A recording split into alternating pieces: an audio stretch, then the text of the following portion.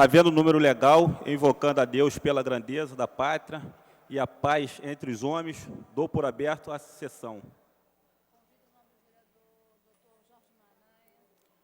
Convido o nobre vereador, Dr. Jorge Manaia, para proceder à leitura da ata da sessão anterior. Ata da 18ª Sessão Ordinária, em 30 de março de 2011. Presidência do senhor vereador Paulo Messina, segundo suplente. Às 14h15, em segunda chamada, com a presença dos senhores vereadores Tio Carlo, Rubens Andrade, Carlinhos Mecânico, Dr. Jairinho, João Mendes de Jesus, Carlos Bolsonaro, Argemiro Pimentel, Ivanir de Melo, Patrícia Amorim, Dr. Jorge Manaia, Marcelo Piuí, Dr. Edson da Creatinina, Dr. Eduardo Moura, Nereide Pedregal, Eliomar Coelho, Sônia Rabelo, Alexandre Cerruti, Leonel Brizola Neto, Paulo Messina, Dr. Carlos Eduardo, Professor Washington, Luiz André Deco, Ben Cardino, Jorge Braz, Paulo Pinheiro e Roberto Monteiro, 26. Assume a presidência o senhor vereador Paulo Messina, segundo suplente, e ocupa o lugar de secretário o senhor vereador Dr. Jorge Manaia, a convite. Encerra-se a sessão às 16h45. Posso tirar minha pauta aqui? Não posso? Não tirei minha pauta, ela só assinei. O senhor não registrou presença? Não. Posso? Quer que eu leia primeiro? Aprovada a ata, passa-se ao grande expediente. O primeiro orador inscrito é o senhor vereador Dr. Jorge Manaia, que dispõe de 10 minutos. Senhor presidente, senhores e senhoras vereadoras presentes, membros desta Casa Legislativa, dirijo-me a essa tribuna no dia de hoje para informar sobre uma denúncia que recebi por e-mail de um servidor do município que me traz a notícia que me causou uma certa estranheza, a de que o município do Rio de Janeiro terceirizou o serviço de perícias médicas de seus servidores públicos. A informação é de que todo o atendimento que antes era realizado pela administração direta foi transferido para os postos de atendimento da empresa RMM, que, segundo informações, é um braço da CEMEG. Essa centralização, além de todos os questionamentos passíveis acerca de sua legalidade, ainda traz a reboque um grande atraso na realização da perícia, chegando ao cúmulo de, na última sexta-feira, no posto da rua Araújo Pena, suspenderem o atendimento, porque haviam muitas pessoas para serem atendidas naquele dia. Isso é um total absurdo. Informações da mídia nos dão conta que vale lembrar que a terceirização do serviço pericial previdenciário não é nova e nem desconhecida de todos. No âmbito federal, começou com a política do Estado mínimo de Fernando Henrique Cardoso e ganhou impulso no fim dos anos 90 e, sobretudo, após 2001, quando o crescimento desordenado de credenciamentos tornou impossível controlar o trabalho dos médicos credenciados. Chegou-se a ter mais de 3.500 terceirizados, enquanto o quadro próprio não passava de 2.100 médicos. Os terceirizados foram responsáveis por 73% das perícias médicas. Os terceirizados trabalhavam, muitas vezes, em seus próprios consultórios, ou seja, no mesmo lugar em que atendiam seus pacientes, sem haver uma possibilidade de controle ou acompanhamento do poder público. Sem conhecimento das legislações pertinentes, que mudam a todo momento, sendo subtreinados para as especificidades da tarefa e sendo escolhidos sem nenhum critério técnico defensável, como roga uma democracia que preze o bem público e o mérito, esses médicos, na realidade, trouxeram grande confusão para o setor pericial do Serviço Público Federal. As consequências foram dramáticas. Em 2001, o governo gastou 2 bilhões de reais para pagar benefícios por incapacidade. Em 2004, apenas 3 anos após, gastou-se 9 bilhões de reais. Houve um crescimento exponencial dos gastos do setor público, advindo da terceirização do setor de perícias médicas. O número de perícias cresceu explosivamente e, com elas, as filas, sem nenhuma explicação epidemiológica. Se até meados dos anos 90 atendíamos em média de 10 dias, nos dão a informação da imprensa, da mídia, no requerimento, chegamos ao absurdo de marcar perícias com até 180 dias de atraso. Naquela época, estranho e paradoxal fenômeno. Quanto mais médicos terceirizados trabalhavam, mais as filas que eram interpretadas como carência de médicos e mais médicos foram credenciados, aumentando mais e mais a espera das perícias. Ou seja, aumentava-se o número de médicos peritos terceirizados e o tempo das perícias, ao invés de diminuir, aumentavam de 10 para 180 dias. O tempo de espera para esses servidores tornou-se insuportável.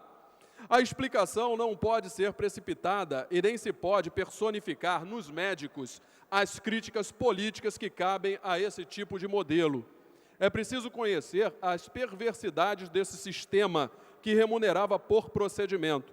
A cada perícia correspondia o pagamento de R$ 21,00, tal qual como proposto agora, proporcionando ganhos mensais superiores a R$ 20.000 para os médicos, a muitos terceirizados.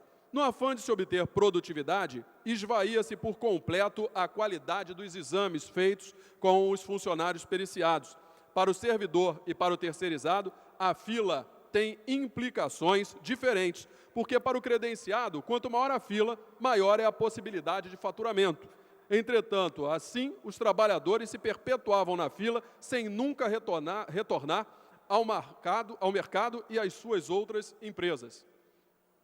Levamos em conta também que esses médicos terceirizados, eles na realidade perdem a isenção a partir do momento que eles estão, né, numa relação de dependência do seu empregador, sendo que, se o empregador, no caso, quiser ou discordar também do resultado da perícia, podem demiti-los, o que não acontece com o concursado, que tem a sua estabilidade assegurada e assim mantém a isenção do seu trabalho, o que é benéfico para a administração pública e também para todos os periciados. Por conta das filas, muitos benefícios que poderiam durar dias ou semanas foram pagos por meses, nos dizem as informações da mídia, assumindo como devido período compreendido entre a marcação e a realização da perícia. Benefícios foram prorrogados sem que tivesse havido perícia médica. Servidores receberam diárias para reforçar agências sobrecarregadas. Mais de 260 mil auxílios-doença foram mantidos por mais de 2 anos, chegando ao absurdo de 10 anos em benefício temporário. A volta dos terceirizados representa a volta a um tempo de ineficiência e desperdício do dinheiro público. Tanto o Tribunal de Contas da União como o Ministério Público Federal já se manifestaram, inclusive com acórdão específico, contrários à terceirização deste tipo de serviço. Por isso, já encaminhei ao secretário municipal de administração pública um requerimento de informações sobre a terceirização dos serviços de perícia médica no município do Rio de Janeiro, que, como vemos, nos preocupa bastante. Com certeza, vereador. Eu acredito, vereador, eu achei ótima essa intervenção em relação ao que foi citado aqui, mas eu acho que isso é reflexo, eu gostaria de sublinhar isso, da falta de gestão. Eu acho que ocorria falta de gestão quando o serviço não era privatizado e, no caso federal, também não houve gestão para inibir, para coibir os equívocos e o grande orçamento que foi aumentado para essa finalidade na privatização que ocorreu, tudo por causa de não ter gerência, de não ter fiscalização, de não ter controle. Nós temos conhecimento, nós médicos, e mesmo quem faz gestão, gerência de qualquer serviço público, que existe, e na área da saúde isso ocorre com uma certa frequência, existem determinados funcionários que estão de licença na área federal e não estão na área estadual. Por qualquer razão, eles entram, ou porque houve por uma razão que eles tiveram de desacordo com a sua chefia, etc., entra de licença numa área e não entra na outra. E aí, o que acontecia? Nós sabíamos que aquilo ocorria. Então, o problema aí, eu acho que está precisando, e aí em todas as áreas do serviço público, é um choque de gestão. Se tiver gestão, isso vai deixar de ocorrer. Com certeza, nobre vereador Eduardo Moura. Essa é uma verdade que nós estamos trazendo aqui e nos preocupa, sobremaneira, esse problema de gestão ser resolvido, né, dessa forma, através de uma terceirização de um serviço no qual o Tribunal de Contas da União e o próprio Ministério Público já questionam a eficácia e a legalidade deste tipo, né, de terceirização. Muito obrigado aos senhores. Agora gostaria de fazer um pedido ao nosso querido presidente e ao nosso primeiro secretário. Talvez eu não seja o único que passe por esse tipo de problema aqui. Nós sabemos que a nossa Rio TV Câmara tem um trabalho excepcional, mas eu venho encontrando alguns entraves no tocante a receber as mídias, que são, na realidade, apuradas. Hoje, por exemplo, eu estou me pronunciando e existe uma mídia que nós temos que veicular essa mídia e o prazo para que essa mídia seja fornecida ao gabinete após o pedido é muito elevado. Nós, às vezes, demoramos 2, 3 semanas para conseguir, na realidade, um simples relatório de mídia. Hoje, já é tudo digitalizado, o nosso sistema é digitalizado, um funcionário pode simplesmente cortar e copiar e colocar isso num CD e entregar para a nossa assessoria, e isso facilitaria bastante. Por isso, venho ao nosso querido presidente e ao nosso primeiro secretário falar que há uma burocracia muito grande quando nós precisamos solicitar uma cópia do nosso pronunciamento, sendo necessário apresentar o ofício para a primeira secretaria, que então autoriza, através de carimbo, para somente então irmos à TV Câmara, levar o DVD e esperar mais de uma semana, às vezes 2 ou 3, para que nos seja entregue o material. Gostaria de saber se isso não poderia ser simplificado para facilitar a vida dos nobres colegas vereadores e evitar que tenhamos que colocar toda hora assessores no plenário investindo em comprar máquinas de filmadoras ou máquinas fotográficas para termos um material nosso e podermos divulgar esse material aos nossos eleitores, dando satisfação à nossa população. Gostaria de agradecer ao ilustre senhor presidente em exercício, nosso nobre colega vereador Deco, e a todos os presentes. Muito obrigado. Próxima oradora inscrita, vereadora Sônia Rabelo, que dispõe de 10 minutos. Excelentíssimo senhor presidente, nobres vereadores presentes, todos que nos assistem. Eu tenho hoje 2 temas que poderiam extravasar muito mais do que 2 minutos, pela sua importância. Um deles é o tema de patrimônio cultural na cidade. E o segundo é sobre professores e ensino fundamental. Vou falar rapidamente sobre o segundo, porque nesse momento está sendo realizada uma passeata de professores públicos, estaduais e municipais. Essa passeata se iniciou na Cinelândia e virá e se aproximará aqui da Cinelândia. Nós não estamos aqui para discutir, infelizmente, a situação dos professores públicos estaduais, que parece ser pior do que a dos municipais. Mas, infelizmente, está fora do nosso alcance. Mas devemos pontuar aqui, pelo menos no dia dessa passeata, a preocupação dessa casa com os professores do ensino fundamental, que é o nosso encargo constitucional, o encargo constitucional desse município. O que é interessante, os pronunciamentos aqui da Câmara, é que eles sempre se dão em torno das necessidades básicas dos serviços públicos sociais. Saúde, cultura, transporte público e educação. Nós nos pronunciamos e pouco, muito pouco, se avança nesse setor. Então, nesse momento, esse pronunciamento é para pontuar a solidariedade, minha solidariedade como vereadora do PV, e acredito que a solidariedade de todos os colegas dessa Câmara, porque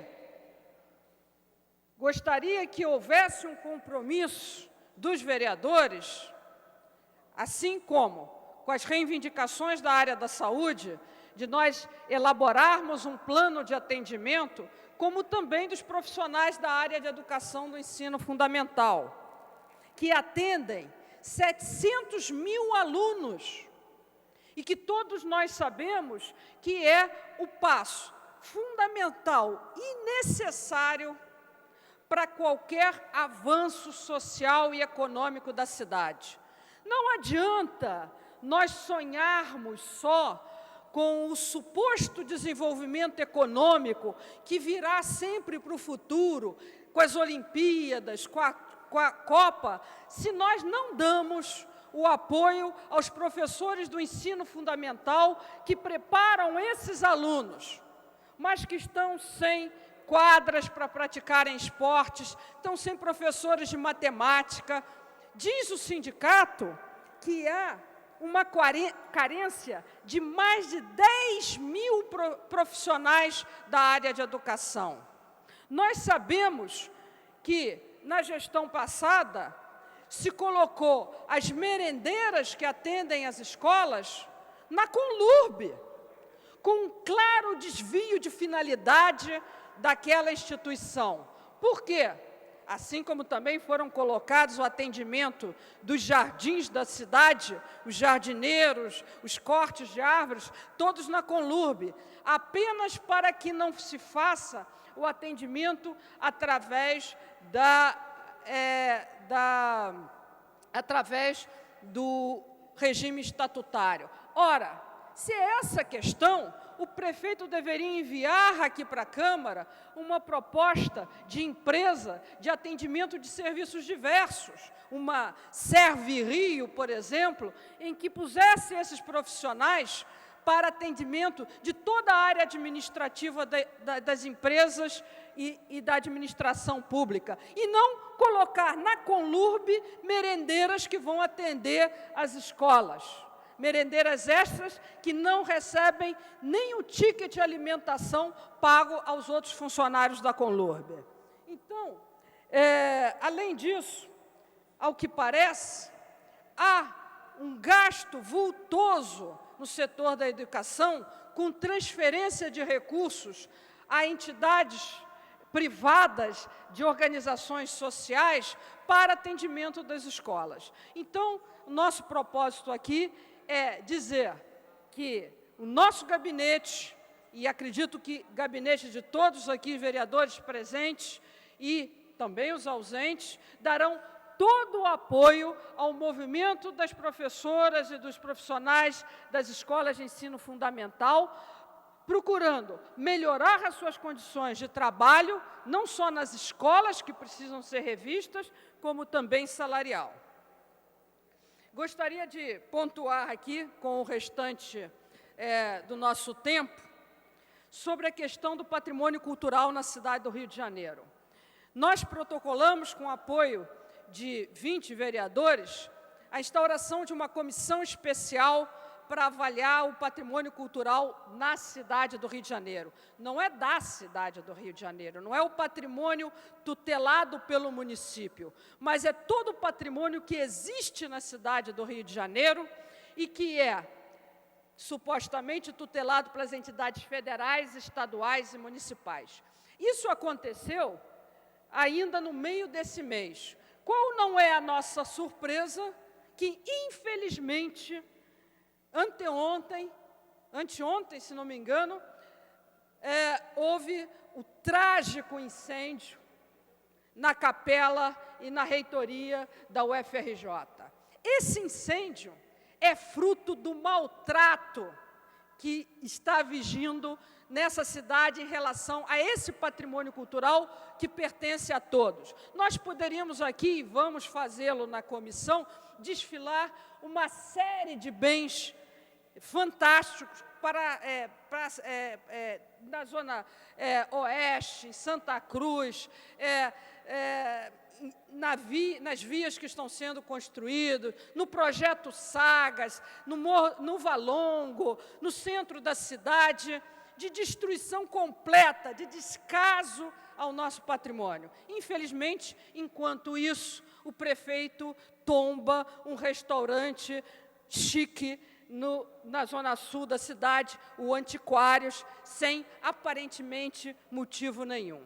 Então, nós esperamos que essa Comissão do Patrimônio Cultural seja desenvolvida aqui na Câmara com um olhar especial, um olhar visando o Rio+20, visando também a uma possibilidade que agora eu acho que é remota, proposto pelo órgão federal, do Rio se tornar patrimônio da humanidade. Nós queremos que esse título não seja só festa, regozijo, né? Só título para inglês ver. Nós queremos, antes que a Unesco reconheça essa cidade como patrimônio cultural, nós mereçamos esse título, efetivamente, que nós cuidemos do nosso patrimônio e não deixemos essa ou aquela empresa de qualquer jeito fazer reforma para pegar fogo dia sim, dia não no patrimônio cultural, para roubarem os mapas, para violarem museus, enfim, para tudo mais. Gostaria só de concluir dizendo que também nessa semana nós propusemos um projeto de lei complementar para garantir a sede desta casa aqui no Palácio Pedro Ernesto. Havia uma menção de que a sede desta casa iria para o Porto Maravilha. E não era só uma menção.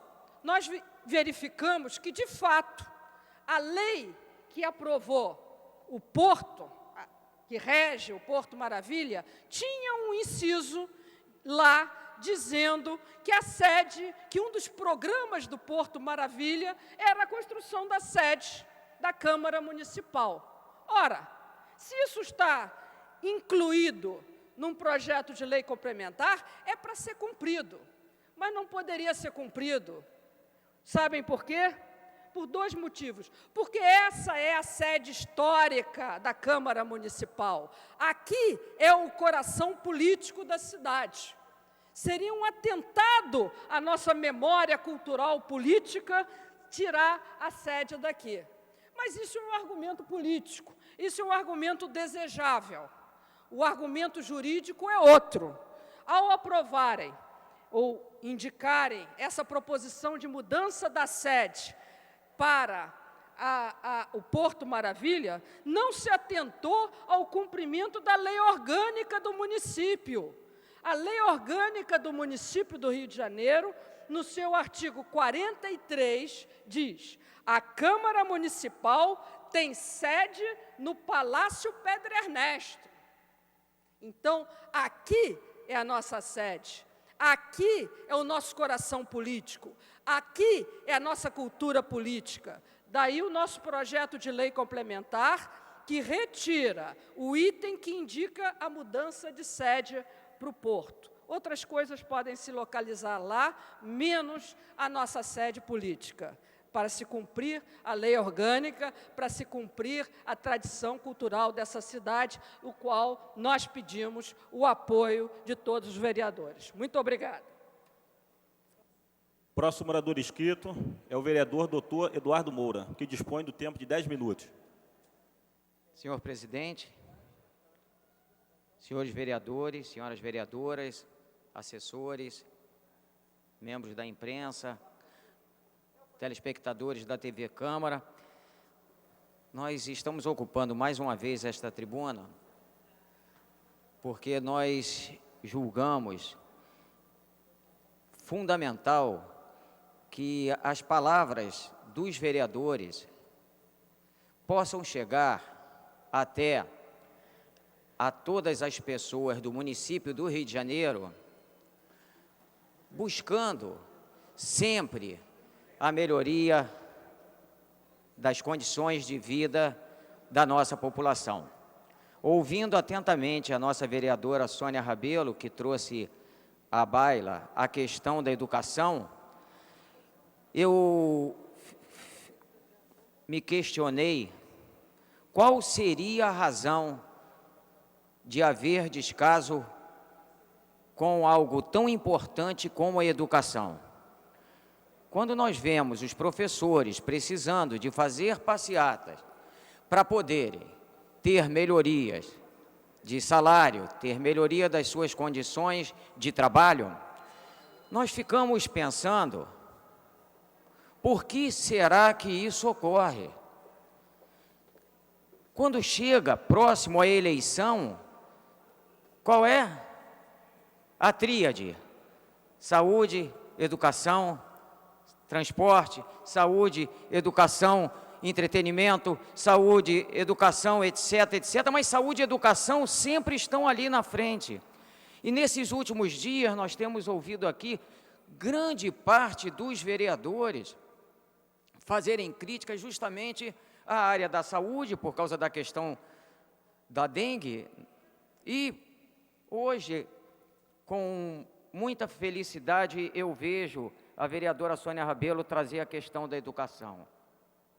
Não é possível que nós continuemos a lembrar somente na época da eleição, eu digo nós, aqueles que não têm compromisso com esta área,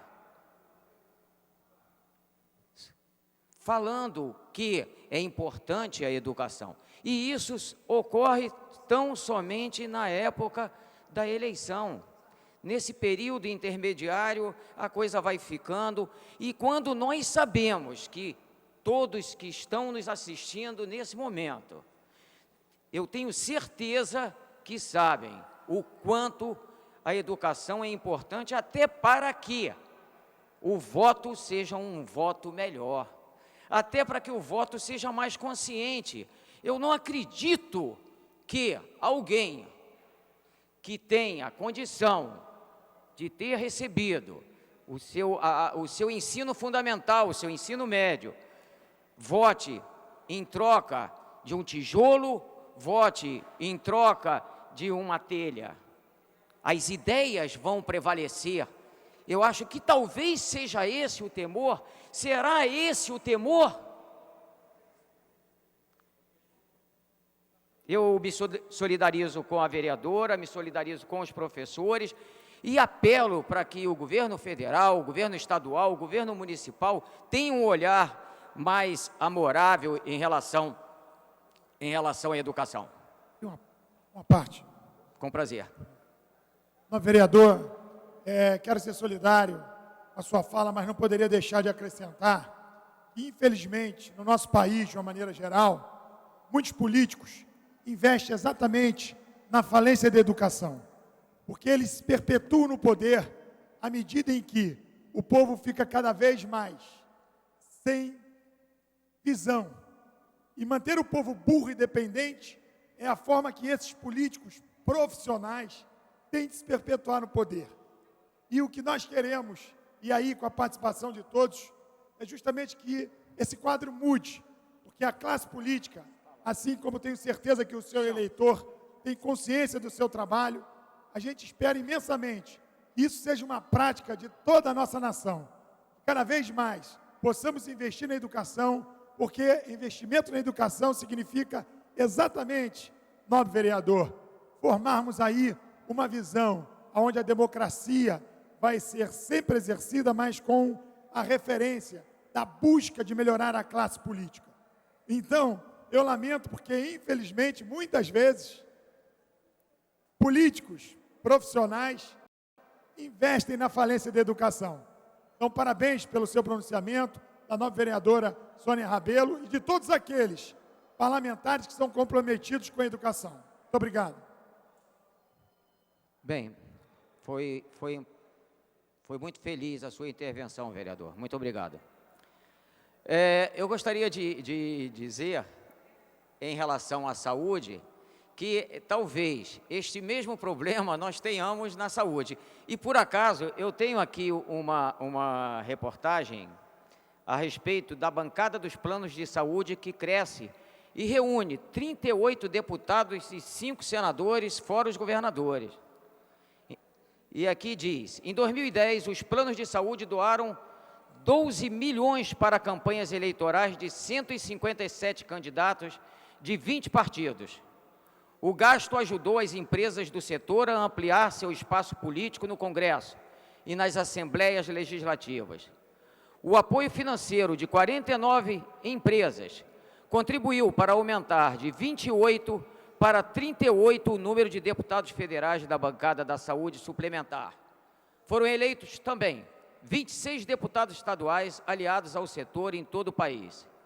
Em 2006, os planos destinaram R$ 7.100.000 às campanhas eleitorais, quase 5 milhões a menos que no ano passado. As empresas fizeram doações ainda para 5 senadores e 5 governadores eleitos. Para a campanha da presidente Dilma Rousseff, a Qualicorp, corretora de seguros, doou R$ 1 milhão. Maurício Sechin, ou Cashin, não sei, atual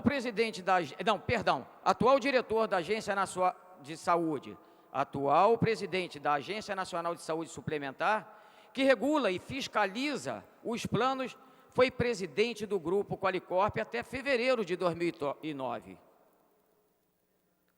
Para José Serra, o candidato derrotado, a mesma empresa doou 500 mil. Isso me traz uma preocupação enorme, porque quando eu vejo que nos dias anteriores, nesta mesma bancada, vários vereadores, inclusive eu, fomos bastante críticos em relação ao sistema público de saúde, nós não podemos deixar de dizer o quanto é importante que isso seja dito em contrapartida. Porque se está ruim o Sistema Único de Saúde, está tão ruim quanto o sistema privado. Qualquer um dos senhores ou das senhoras que estão nos assistindo ou que estão aqui neste plenário, se necessitarem de uma tomografia, de uma ressonância, vai precisar de 2 meses no serviço privado também. Eu não consigo entender isso.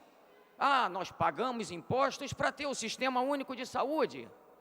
Ah, tá certo. Mas nós estamos pagando suplementarmente para termos uma facilidade no atendimento privado. E isso não ocorre, vereador. Quem precisar de atendimento em um hospital da rede privada vai ter a mesma dificuldade do que as pessoas que são atendidas no serviço público. No meu consultório, eu tive agora, recentemente, uma paciente que, para marcar uma ultrassonografia para si, ela marcou para 2 meses depois, para conseguir um médico de determinada especialidade, você precisa de marcar com antecedência enorme. Então, como isso vai continuar desse jeito? E nós, criticando com veemência o SUS e calando quando é o sistema privado de saúde, eu tenho aqui do Hélio Gaspari uma notícia que eu queria também passar para os senhores e para as senhoras, que, por incrível que pareça, o SUS, olha como é verdade o que eu digo, por incrível que pareça, o SUS é melhor avaliado por quem o usa. O Sistema Único de Saúde é melhor avaliado por quem o usa.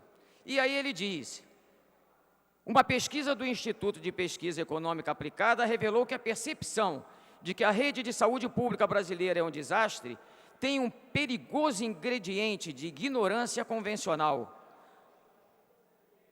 Para nós podermos avaliar, 30,4% dos entrevistados que buscaram os serviços ou acompanharam um familiar no último ano, avaliaram-no, de uma maneira geral, como bom ou muito bom, enquanto 27,6% consideraram-no ruim ou muito ruim.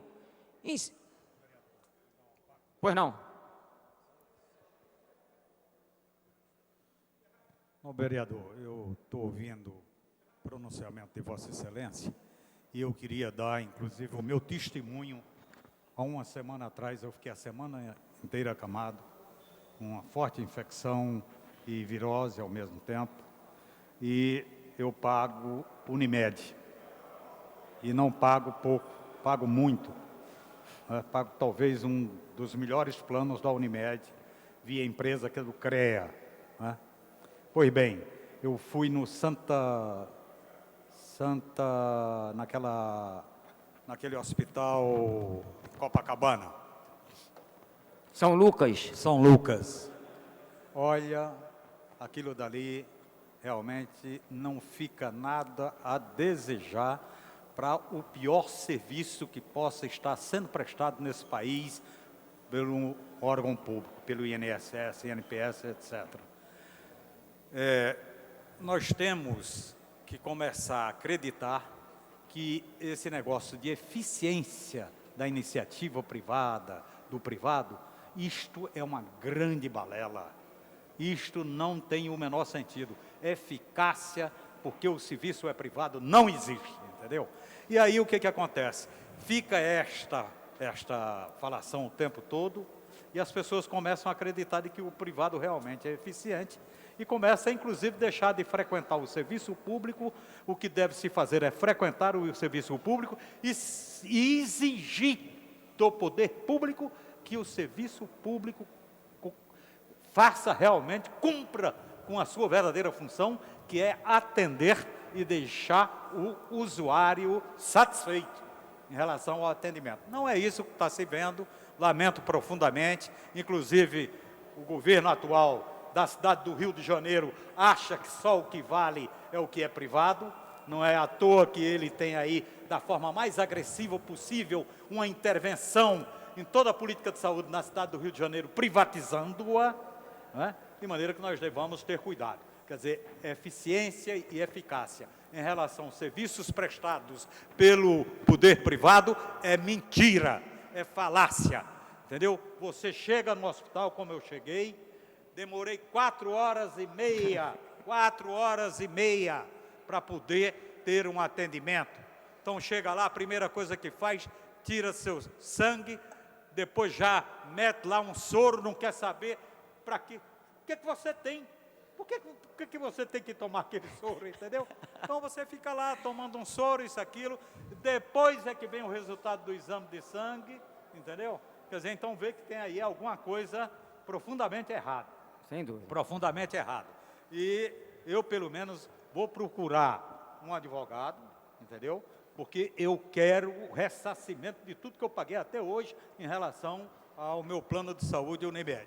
Porque os serviços estão sendo prestados da pior maneira possível quando não são prestados. Então, eram essas considerações que eu gostaria de fazer a Vossa Excelência. Então, eu agradeço a sua intervenção e fico feliz de tê-lo aqui de volta conosco. Todos nós estamos felizes de tê-lo de volta. Bem, encerrando então, eu queria dizer da minha insatisfação com o atendimento, como o que o nosso vereador Eliomar Coelho teve. Não é exceção.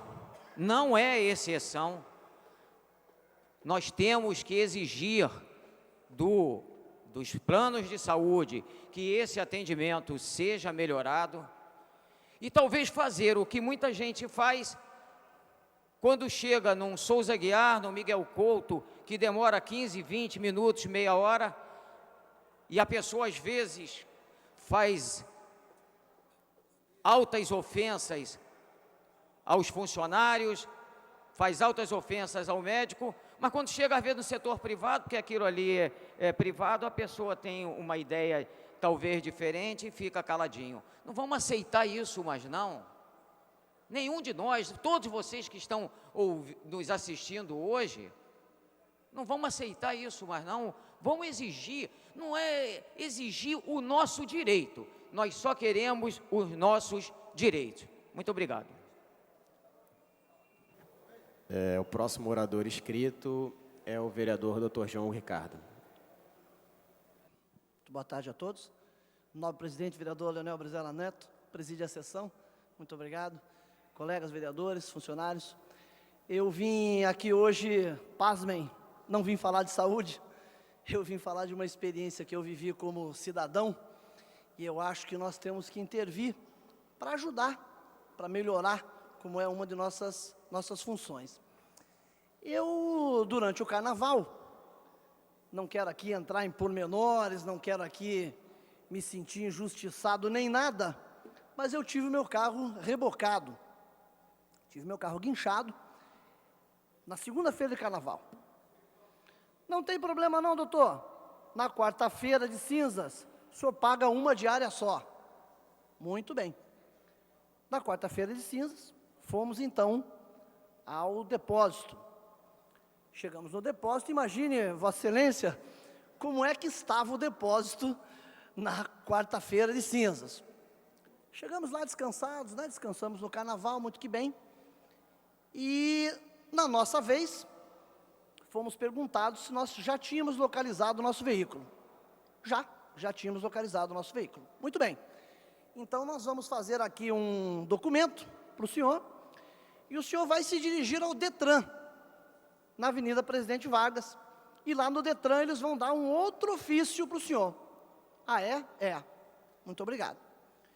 Peguei um pedaço de papel, onde a funcionária simpaticamente anotou a placa do meu veículo, o meu nome, e fui ao Detran. Imaginem todos aqui no plenário como é que estava o guichê 7 do Detran, na Presidente Vargas, às 14 horas da quarta-feira de cinzas. Pois é, uma loucura. Muito que bem. Esperei pacientemente a minha vez, peguei a minha senha, esperei, sentei. Quando fui chamado 1h50 depois, 2 horas, apresentei toda a documentação necessária, que são 3 xerox da sua carteira de identidade, 3 xerox do CPF, 3 xerox do seu comprovante de residência, 3 xerox de sei lá o que mais, e depois disso me pediram para aguardar então o tal ofício. Muito bem. Pacientemente eu fui contemplado com o meu ofício. Nesse ofício, presidente, dizia assim: atestamos que o veículo placa tal, de propriedade do excelentíssimo senhor fulano de tal, está quites com os seus impostos, livre de multas. Nobre vereador, do meu telefone celular eu sei se o senhor está em dia com o seu IPVA ou não. Eu vou lá no estacionamento da Câmara e no meu telefone celular eu sei se qualquer um dos nobres vereadores está em dia com o seu IPVA ou tem alguma multa pendente, como não? É necessário realmente isso? Nós vamos perguntar à Secretaria Especial de Ordem Pública se há de fato a necessidade de mandar o cidadão para Presidente Vargas para pegar um ofício que a simpática atendente digita e vê. Doutor, o senhor tem uma multa aqui, por favor, se dirija ao banco, pague, traga o comprovante que o senhor pagou a sua multa e retire o seu carro. Imaginem como é que estavam os ânimos das pessoas na Presidente de Vargas na quarta-feira de cinzas. Nós entendemos que não há essa necessidade. Muito bem, vamos ouvir a Secretaria de Ordem Pública o porquê disso. Não acabou aí não. Não acabou aí não, não é fácil. Nós ouvimos lá do pessoal que participava dessa odisseia, nós dissemos assim: veja bem, aqui é o seguinte, aqui é uma gincana, e quem conseguir completar a gincana ganha um carro. Eu ouvi isso daqueles que estavam ali como eu, suados, exasperados, querendo resolver essa situação, com as contas todas pagas, com os impostos em dia. Muito bem. Com esse ofício sensacional na mão, o senhor chega no guichê e é simpaticamente atendido, que diz assim: muito bem, agora o senhor reúne todas as condições para pagar o reboque e pagar a sua diária. Aí o senhor recebe o boleto de pagamento e o senhor retorna ao banco mais próximo para pagar a sua dívida com a empresa que faz esse serviço. E aí todos perguntam: mas meu Deus do céu, por que nós já não saímos com esse boleto? num primeiro momento, por que eu preciso de um ofício desnecessário para pegar um papel para retornar ao porquê tudo isso? Por que eu não posso resolver tudo isso de maneira mais simples? Eu fiquei sem entender. De fato, eu saí do depósito, eram quase 6 horas da tarde, numa correria sensacional, e eu conto com auxiliares, com assessores, que me auxiliaram muito naquele momento. Agora, quem está sozinho, sofre bastante. E nós encontramos pessoas que estavam de táxi, indo e voltando nessa odisseia, porque estavam sem carro, óbvio. Óbvio. O que nós queremos? Nós queremos ouvir da necessidade de todo esse trâmite. Porque nós entendemos, humildemente entendemos, que tudo poderia ser resolvido com um simples toque de computador no próprio depósito. No próprio depósito, você vê se estamos em dia, no próprio depósito emite-se o boleto, paga-se e retira-se. Não há necessidade, no meu entendimento, de fazer o cidadão de pipoca de um lado para o outro. Foi como eu me senti. Uma coisa eu quero deixar claro antes de encerrar minha fala, que eu fui muito bem atendido em ambas as instituições. Tanto no Detran, com aquele guichê absolutamente entupido, não conseguimos nem entrar e sair, fomos muito bem atendidos no guichê, na pessoa que entrega o ofício e tal, sensacional. E lá no depósito também, de maneira muito simpática, fomos atendidos. Mas eu, na minha juventude, que não é tão distante assim, presidente, mas eu, na juventude, eu estive em Cuba, e eu, naquele momento, eu me senti em Cuba. Eu sempre tive vontade de ver como era a vida em Cuba, e eu, em determinado momento da minha vida, eu fui querer me meter no meio dos cubanos, e eu viajei de carona, que é uma contravenção muito grande em Cuba, é a carona. Não para mim, mas para o cubano que me dá carona. Mas eu, graças a Deus, encontrei muitos contraventores lá e acabei ficando 15 dias de maneira excepcional. Em Cuba eu fui comprar um barbeador descartável, e aí você aponta para um cidadão o que você quer. Ele te dá um número, você vai ao caixa, paga. O caixa te dá um número, você pega esse outro número e entrega para outro cidadão. Esse cidadão entrega o número para outro que pega o barbeador, embrulha e entrega para outro que te dá o barbeador.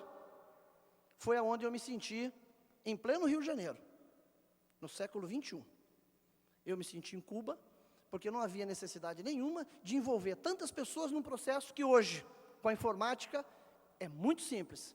Então eu acho que se nós conseguirmos, estou encerrando, se nós conseguirmos diminuir essa burocracia que se iniciou lá atrás com João Batista Figueiredo, nós vamos diminuir a pressão tanto na instituição, nós vamos diminuir a pressão no cidadão comum e nós vamos resolver o problema de muita gente, inclusive do Estado, que não há necessidade de tanta gente empurrando a máquina por uma questão que eu entendo ser simples. Era o que eu queria dizer. Muito obrigado a todos.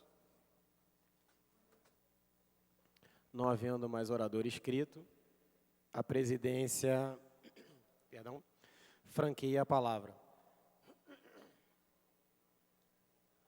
Não havendo manifestação por parte dos senhores vereadores, a sessão fica suspensa até às 3h40.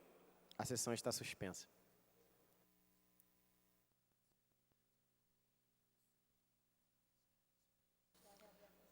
Está aberta a sessão. Terminando a primeira parte do grande expediente, passa-se a segunda parte. O orador inscrito é o senhor vereador, que dispõe de 20 minutos, que é o nobre vereador Tio Carlos. Boa tarde, senhor presidente. Boa tarde a todos os presentes. E o meu pronunciamento, na verdade, me inscrevi para falar sobre 2 assuntos. O primeiro, estávamos até com o vereador Bencardino, acabou de fazer uma colocação, justamente eu queria, e assim me dirigir ao senhor também, para dizer que quero parabenizar o prefeito Eduardo Paes, que criou um telefone, quer dizer, um serviço, na verdade, o 1746, que reúne 67 serviços onde o cidadão agora pode, constatando a necessidade de tapar buraco da sua rua, da iluminação pública não estando queimada, enfim, poda de árvore, basta que o cidadão ligue para o 1746. Se funcionar, e torço muito que funcione, vai ser, como se diz, um grande acerto.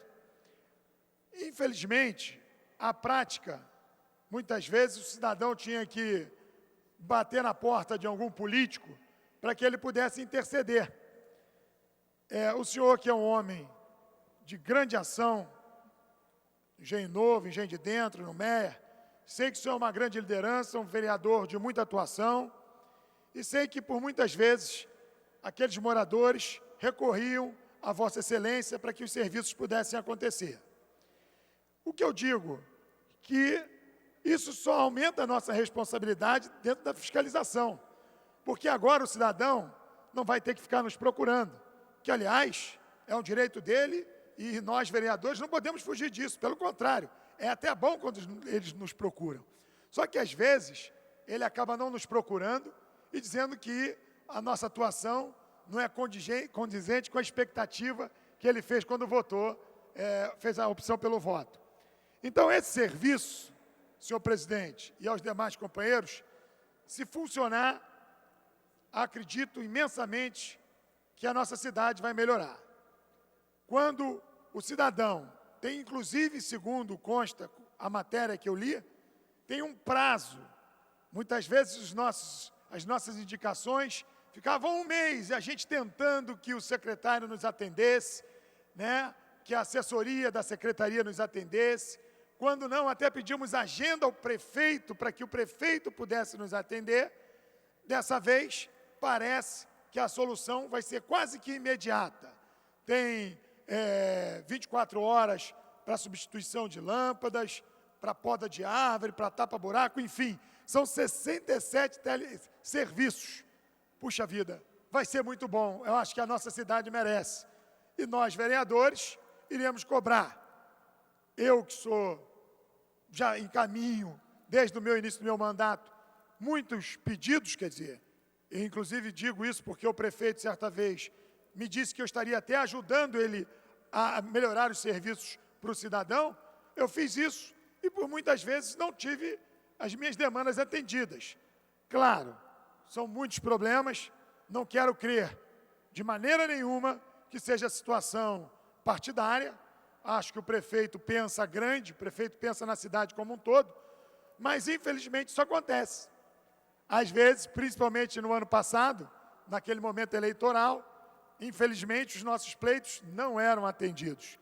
Então eu vejo um avanço, 1746, para que todo cidadão possa pegar o telefone e fazer as suas denúncias, as suas solicitações de serviços, e a nós, vereadores, com certeza, estaremos aqui vigilantes, porque também não adianta ter o serviço se, aliás, ter a solicitação, for até muito bem atendido ali no ato do telefone e, efetivamente, o serviço não for realizado.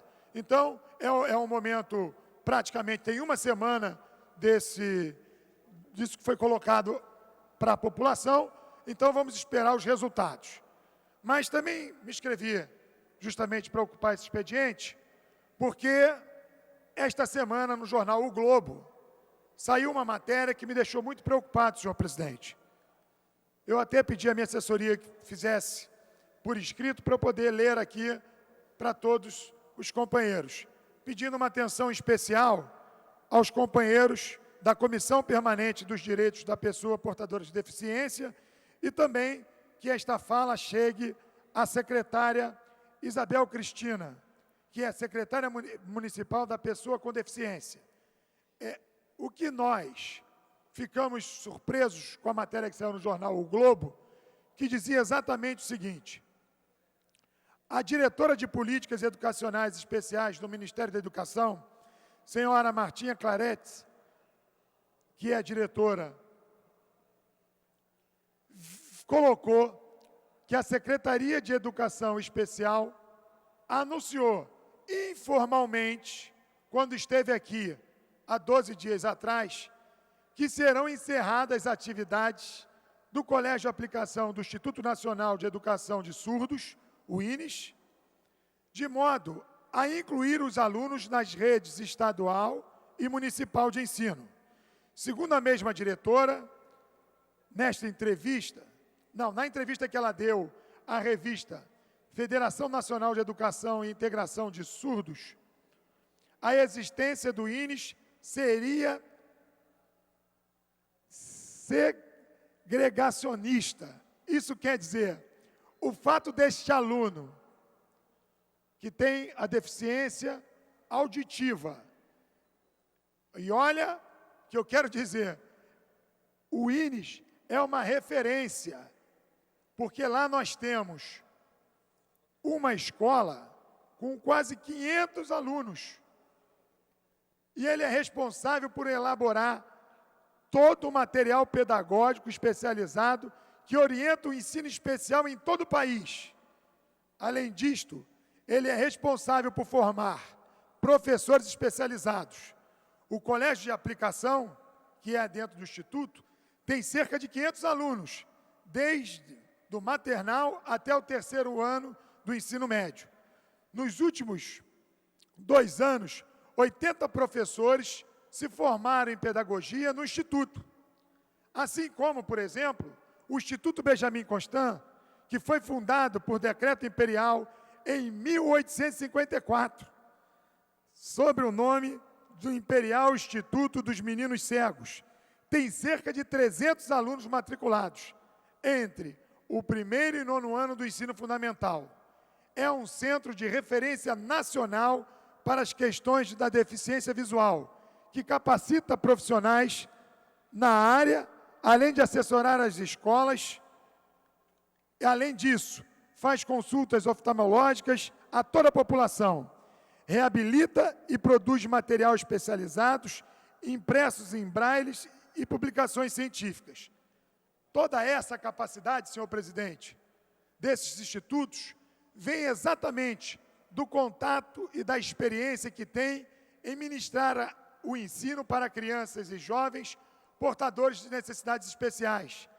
Caso os alunos sejam transferidos, a pesquisa que lá é desenvolvida certamente será prejudicada, pois a produção científica nasce exatamente do contato com os alunos, que possibilitam aos 2 institutos desenvolverem a política pedagógica voltada para o público-alvo. Certamente não teremos produção de ciência neste campo, com prejuízo para as futuras políticas de inclusão. Além disso, é preciso perguntar às 2 redes de ensino, a estadual e a municipal, se elas têm capacidade de absorver os alunos egressos dessas instituições. Ao entendimento, ao que quer a diretora de Políticas Educacionais Especiais do Ministério da Educação, realmente é uma política inclusiva. Ora, as crianças das 2 redes recebem a devida atenção e são atendidas em sua plenitude, para que desenvolva a sua potencialidade. Segundo a maioria dos pesquisadores na área, reunir surdos numa mesma escola ou sala de aula não significa separá-los do mundo ou torná-los mais dependentes. Ao contrário, os ambientes favorecem a vivência de uma língua de maneira espontânea, fazem com que o sujeito se torne mais autônomo. Caso se confirme a posição da diretoria e seja proposto o fechamento das escolas das 2 instituições, perderemos a oportunidade de ver realizada as capacidades de centenas de crianças que recebem atenção absolutamente especializada, voltada única e exclusivamente para suas necessidades, que não serão diluídas em meio àqueles alunos matriculados na rede regulares de ensino. É preciso que haja, efetivamente, plena capacidade das 2 redes para absorver estas crianças, sem que haja um decréscimo de qualidade de atendimento que recebam hoje. Já soube, agora passa a nossa parte, já soube da própria secretária Cláudia Costin, que é a secretária municipal de Educação, que, enfim, essa matéria sempre tem muito boato, vira e mexe. Nós aqui recebemos denúncias de mães dizendo, preocupadas, que soube, através do jornal ou da imprensa, que pensam-se em fechar essas instituições que têm especializações em alunos que têm deficiências. No caso do INES, auditivas, e do Benjamin Constant, visuais. A Secretaria Municipal de Educação conta com 9.923 alunos portadores de necessidades especiais, sendo 4.508 inclusos em classes regulares. De acordo com a política da Secretaria Municipal de Educação, os estudantes com deficiências são incluídos em salas regulares, se for este o desejo dos pais. Caso contrário, são encaminhados a salas ou escolas especiais. Senhor presidente, em cima do que saiu no jornal O Globo, a gente aqui na Câmara de Vereadores, e eu, como presidente da Comissão do Direito das Crianças e Adolescentes, procurei ter mais informações. E a informação que eu tenho no dia de hoje, que isso é apenas um boato, que não há nenhum indicativo do fechamento do INES e do Benjamin Constant. Isso já me deixou um pouco mais tranquilo. Mas eu gostaria de chamar os companheiros vereadores e aí pedir à Secretaria Municipal da Pessoa com Deficiência que participe ativamente e que também a nossa comissão aqui da casa possa também estar à frente desse assunto. Por quê? Política inclusiva, senhor presidente, sou favorável. E entendo mais, sou favorável que se capacite esses profissionais, porque defender, colocar os alunos na rede regular, até entendo a sua valia, desde que, senhor presidente, esses professores sejam capacitados. Imagina, por exemplo, senhor presidente, uma criança com deficiência auditiva numa sala de aula que o professor não conhece a linguagem das libras. Como é que faz?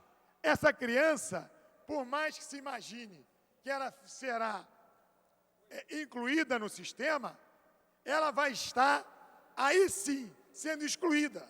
E nesse sentido, senhor presidente, eu quero pedir, fazer um alerta.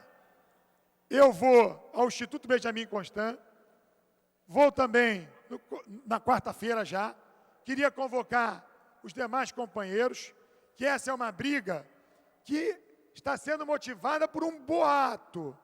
Não há nada de concreto, mas nesta questão, e eu peço aos nobres vereadores, que se engajem nessa luta, porque nesse momento, imagina o pai, a mãe, os familiares destas crianças que acordaram com a matéria no jornal O Globo, quando leram como deve estar o dia a dia dessas mães. Volto a dizer, são instituições de referência e nós não podemos abrir mão.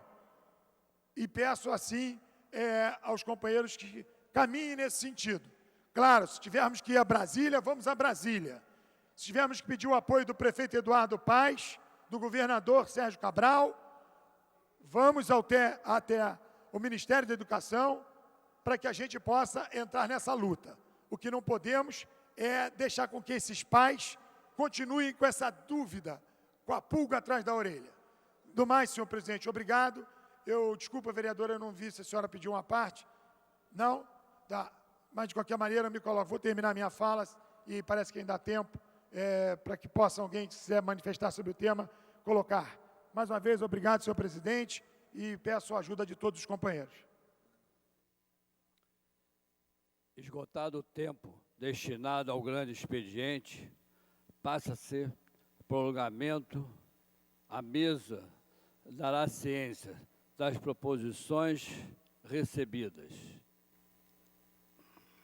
Requerimento sem número, de autoria do vereador Carlos Caiado.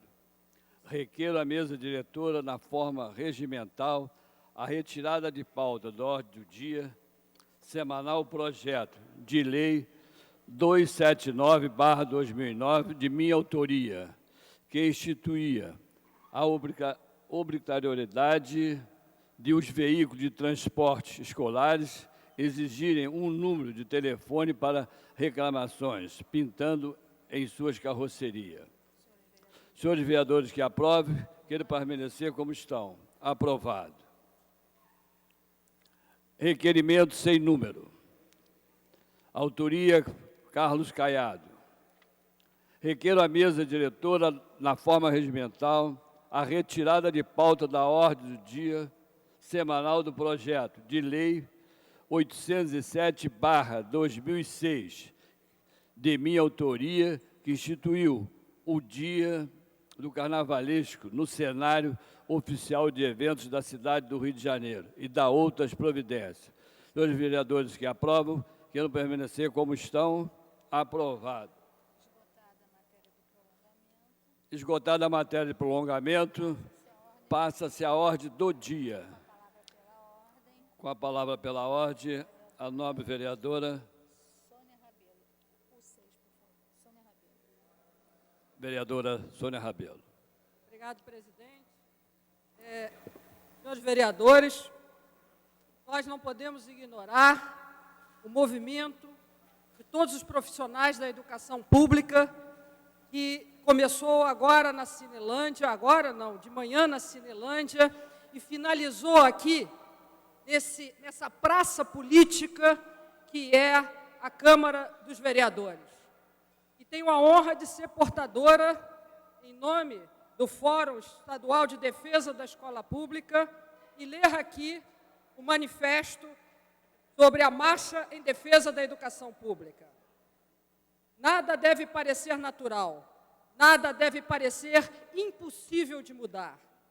Todas as famílias dos mais de 3 milhões de estudantes que frequentam uma das 6.500 escolas públicas do Estado do Rio de Janeiro sabem que a educação pública sofre um terrível sucateamento decorrente da falta de recursos públicos.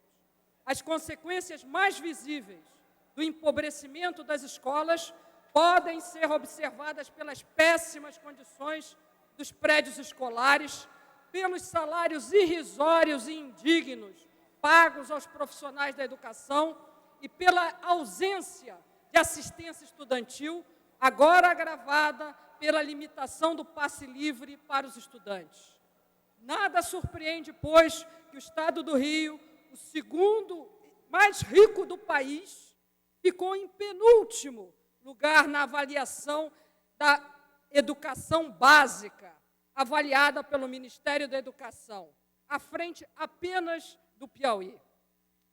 O Fórum Estadual em Defesa da Educação Pública organiza este ato público aqui, agora fora, para denunciar a situação de segregação educacional e as políticas que somente aceleram o desmonte da escola pública. Viemos a público, eles, para denunciar que, como na privatização das empresas estatais estratégicas, os governos estrangulam os recursos para a educação e depois entregam as escolas ao setor privado para serem administradas por empresas, fundações, seitas religiosas, comprometendo o caráter científico e laico da educação pública e precarizando a níveis absurdos o trabalho dos profissionais da educação. Lutamos pela garantia de todos à educação pública como dever do Estado, pela constituição de um Sistema Nacional de Educação democrático, pela aplicação de pelo menos 10% do PIB exclusivamente na educação pública, por uma política de assistência estudantil que assegure transporte gratuito, acesso a bens culturais, alimentação, bolsa de manutenção e moradia estudantil, por um piso salarial para os trabalhadores da educação que propicie condições realmente dignas de trabalho, pela radical desmercantilização da educação, pela garantia de um padrão unitário de qualidade a todos que possuem um rosto humano. Todas essas bandeiras envolvem lutas dos municípios, nos estados e no âmbito federal. Queremos constituir um Plano Nacional de Educação que contemple os anseios sociais pela educação pública, referenciada nos princípios que historicamente defendemos. As políticas educacionais contidas no Plano de Desenvolvimento da Educação do governo Dilma, no Plano de Metas de Sérgio Cabral e nas políticas de parcerias público-privadas de Eduardo Paes e de vários outros governos municipais podem apagar o futuro da educação pública. A causa da educação pública requer um amplo protagonismo social e, por isso, convidamos você a estar conosco nessa luta. Venha caminhar conosco, diz o Fórum Estadual em Defesa da Educação Pública, senhores vereadores. Muito obrigada. Pela palavra. Obrigado, senhor presidente. De novo, senhor presidente, me dirijo a esta casa, como já fiz ontem, mostrando a minha indignação, e aí eu não quero me colocar contra os meus companheiros, mas, de novo, mais um dia que eu venho a esta casa e devo sair triste porque logo, logo a sessão deve cair por falta de quórum. Já disse isso, senhor presidente, o senhor é um pouco mais experiente do que eu nesta casa, eu não sei nas outras legislaturas, mas eu não sei o que está acontecendo. Eu não sei se falta na pauta a matéria do governo. Eu não posso falar no governo, porque, infelizmente, não tenho visto até companheiros do meu próprio partido.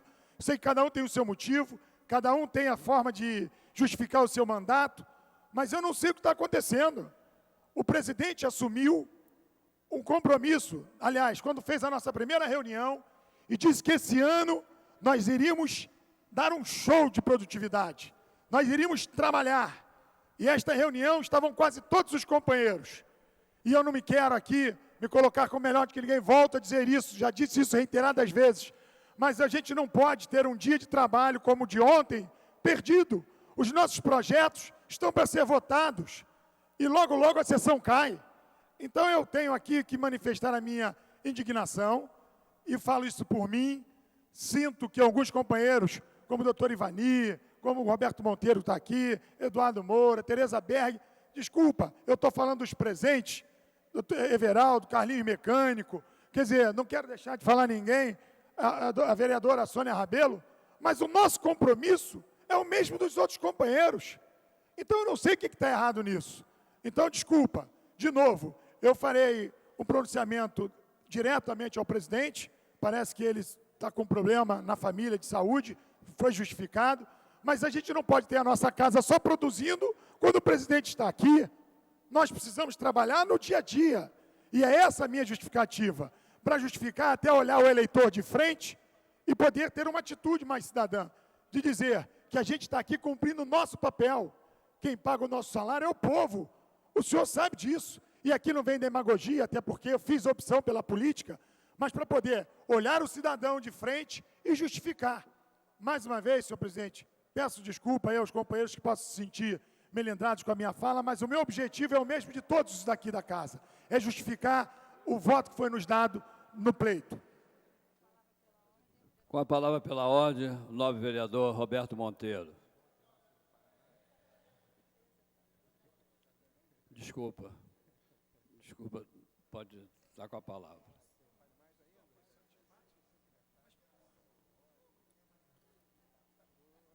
Senhor presidente, senhores vereadores, eu me associo às palavras do vereador Tio Carlos.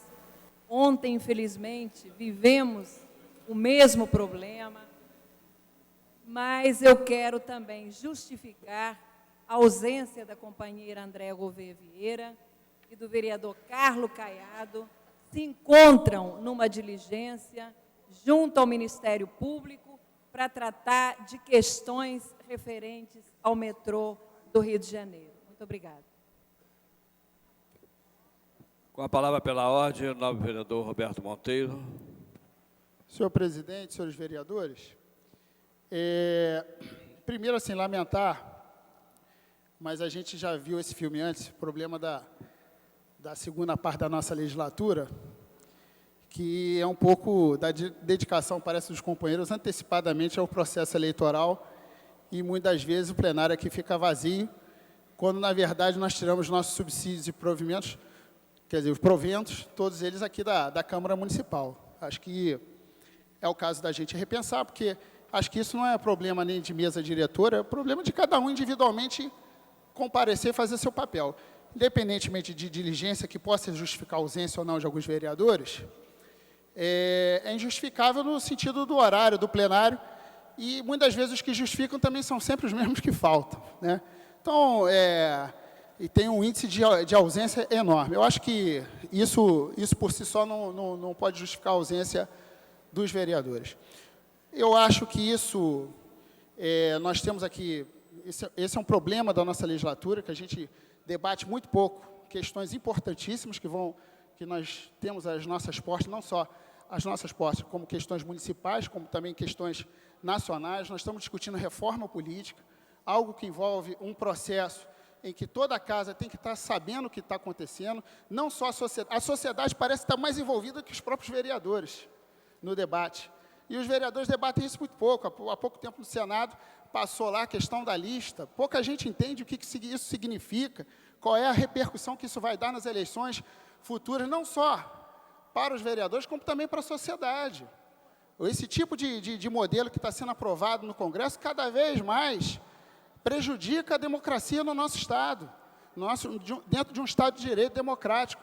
Nós vamos ter aqui a possibilidade, passando essa proposta, e se ela não tiver algum nível de aperfeiçoamento, até porque eu também concordo, né, nas questões do financiamento público, e entendo que a questão do financiamento público remete às questões da lista fechada, mas tem que ser debatido, porque o formato que está se dando vai ser, e a construção que está sendo dada no Congresso, vai ser daqui a pouco, nós vamos estar que nem nos Estados Unidos, que, olha, o modelo americano não é um modelo que todo mundo diz que é democrático, lá são 2 partidos só, e a representatividade lá, republicanos e democratas, que ficam se revezando no poder, não é quem quer que seja que pode entrar naquela listinha deles lá, dentro daquela lista democrática deles, não, tem muito a ser discutido.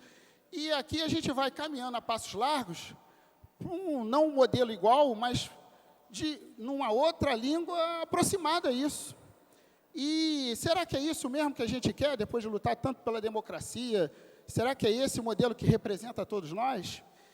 E nós estamos discutindo isso e pouco debatendo. Há pouco tempo atrás, nós tivemos uma visita do presidente Barack Obama aqui dos Estados Unidos. A gente estendeu o tapete, quer dizer, o povo carioca estendeu, as instituições, que eu acho que muitas vezes é levado pelo poder midiático, a estender um tapete vermelho para quem aqui despejou armas, está despejando armas e está armando uma luta, uma guerra civil.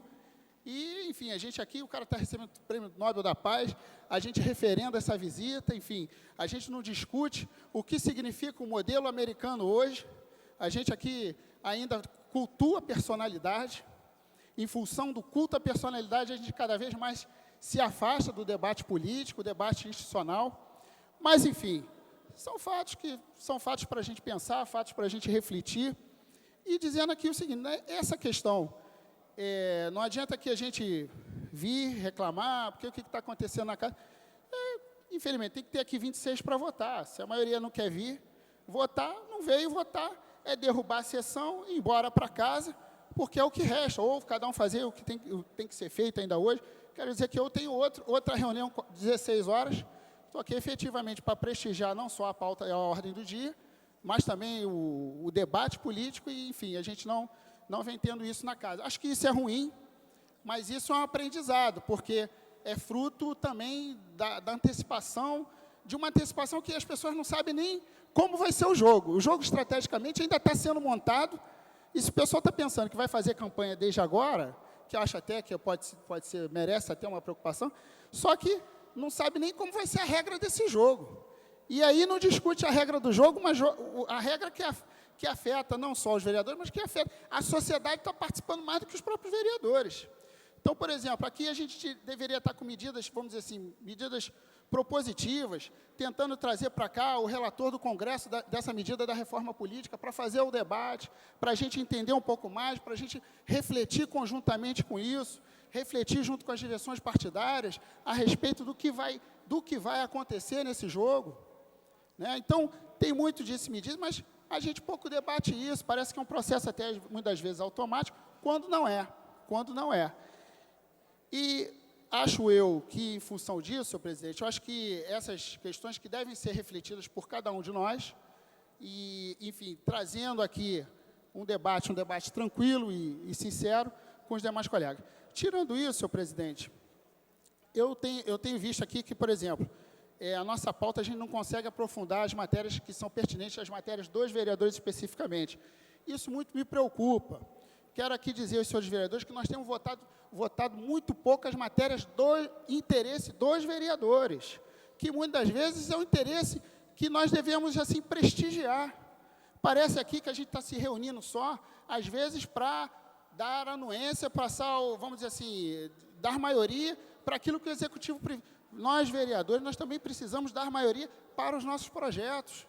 Então, eu estou com um projeto que eu vou incluir na ordem do dia, que está é o quarto projeto na ordem de votação. Ele está em segunda discussão, que eu preciso pedir o adiamento dele por 15 sessões, porque a gente está aprofundando o debate junto com a Secretaria de Fazenda e junto com a Procuradoria, a respeito do Código Contribuinte. Só que essa matéria nós vamos trazer aqui um substitutivo para discutir melhor com os vereadores, quer dizer, para ele retornar, para a gente conseguir votar. Então, eu estou fazendo aqui uma estratégia para conseguir aprovar esse projeto ainda esse ano, porque eu sei que no ano que vem a dificuldade ainda vai ser maior. E aí a gente chega à conclusão aqui o seguinte, por exemplo, eu preciso, pessoalmente, até para ir para a urna para pedir voto, justificar o que eu fiz aqui dentro. E eu tenho que justificar não só das matérias que a gente vai anuir aqui com o Executivo, mas ser propositivo. O que nós estamos propondo mesmo para justificar o nosso voto lá fora, depois, se ainda estiver nesse modelo, porque o modelo que está vindo aí pode ser um modelo que todo mundo vai pedir o voto para a legenda. E o modelo de lista é o seguinte, até o quinto faz campanha, no sexto já pode ser que não faça campanha, ou seja, as chapas não existirão mais, porque ninguém vai querer ser rabo de uma chapa que o cara não tem a mínima perspectiva eleitoral. Então, em função disso, acho eu que a gente deve fazer uma reflexão, porque ninguém está com uma eleição certa, uma eleição que possa dizer garantida. A gente não sabe o modelo, e volto a dizer aqui, senhor presidente, se a gente não primar, pelo menos para justificar o nosso salário, votando nas matérias que a gente tem que votar aqui, quer dizer, assim, às vezes até tomo, quer dizer, se a gente analisar quais foram as matérias que nós votamos esse ano, foram matérias do interesse do Executivo e derrubada de veto. Nós já estamos no início de abril e nós não votamos matéria nenhuma pertinente aos vereadores. Então, acho que isso a gente pode ser, salvo exceção, uma ou outra, mas nós não tivemos aqui matérias aprovadas do interesse da Câmara Legislativa. Então, eu faço só esse apelo. Dado esse apelo e dado ao número de senhores vereadores aqui presentes, eu solicito a verificação de quórum, senhor presidente. Pela ordem, presidente. nobre vereador Presidente, Everaldo. queria dar um rápido esclarecimento. A comissão da Alô, pessoa verificação de quórum, portadora senhor presidente. da necessidade especial. Senhor vereador, senhor presidente, regimentalmente, verificação de quórum. Senhor presidente. Senhor presidente, eu vou berrar, vou virar cambalhota, o que eu tenho que fazer aqui? É regimental, senhor presidente. Olha. Se quiser, eu viro cambalhota aqui também, para ser... É regimental. Nada contra o vereador na questão de ordem, porque senão a gente vai ficar esticando algo aqui que não vai chegar a conclusão nenhuma. Então, eu pedi, em questão de ordem, a verificação de quórum. A presidência vai proceder à verificação de quórum. Eu gostaria que os vereadores que ainda não registraram a sua presença possam registrar para que a gente possa verificar o quadro de presença de vereadores.